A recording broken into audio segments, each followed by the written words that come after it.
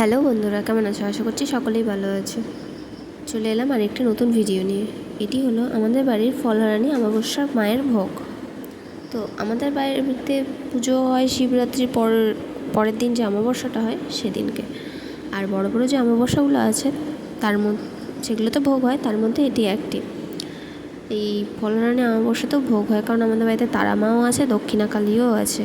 সেই কারণে ভোগটা হয়েই থাকে প্রত্যেকবারের মতো, এবারেও হয়েছিল। তো এখানে মায়ের ভোগের রান্নার প্রস্তুতি চলছে। মায়ের ভোগের রান্না হচ্ছে। ভোগ রান্না তো মোটামুটি হয়েই গেছে। আমিও কিছু রান্না করেছিলাম। এখানে আমার বোন চন্দন ঘষে নিচ্ছে, দিয়ে মায়ের মালা তৈরি করেছিলাম। যেহেতু ফলহারানি অমাবস্যা, একটা মায়ের ফল দিয়ে ফুল দিয়ে একটা মালা তৈরি করতে হয়, প্রত্যেক বছরের মতো এবারও তৈরি করেছিলাম। তো তারপর আমার ছোট্ট গপু ভাইকেও একটা ফল দিয়ে মালা করে দিয়েছিলাম।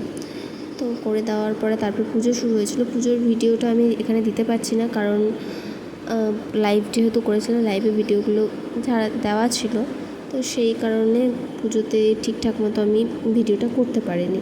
তো মায়ের সাজ কমপ্লিট হয়ে গেছে, এখানে পুজোও শুরু হয়ে গেছে। মা এখানে অমাবস্যার প্রদীপ জ্বালাচ্ছিল। গলাটা এত খারাপ, আমি ভয়েসটাও ঠিকঠাক মতো দিতে পারছি না, বুঝতেই পারছি। তো এখানে পুজো হচ্ছে, ভোগ হচ্ছে, মায়ের আরতি হচ্ছে, তারপরে যজ্ঞ হলো। যজ্ঞ করে নিয়ে সবাই মিলে পুজো টুজো কমপ্লিট করলাম। কমপ্লিট করে নিয়ে মাকে যজ্ঞের টিপ পড়ালো।